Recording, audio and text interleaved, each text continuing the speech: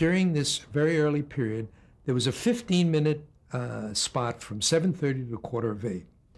And the 3 times a week, right? It was actually, it occurred every day. Oh. And NBC had a 15-minute musical show they stuck in there. And CBS did the same thing. And Nat Cole was in there. There were a lot of people in that period, and I did the Nat Cole one with Greg Garrison. And of course, it was a wonderful experience. I mean, I met him, and then met him much later on. I did the Jack Kennedy's inaugural gala, and Nat Cole was on that thing, and Sinatra had produced that. And that came as a result of me knowing Roger Edens, who actually produced it for Sinatra, who was Ethel Merman's manager.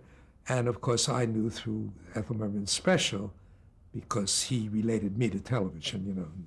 And that happened quite a great deal. People that came from theater and so on, you would be the only one they knew. Joan Crawford came from film to television. I was the only person she knew in television. I became her television cameraman for many years, you know, sooner or later. And Bill Klages would come in, my cameraman. The associations would start that way because I would be the only one they knew.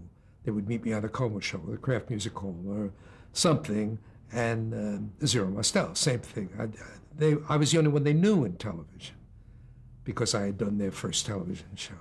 And that happened quite frequently. What was Nat Cole like?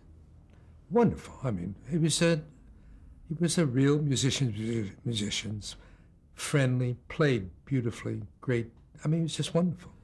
Did you have any indication, I mean, any idea that this was kind of a groundbreaking show? This was the first television series for a black gentleman? No.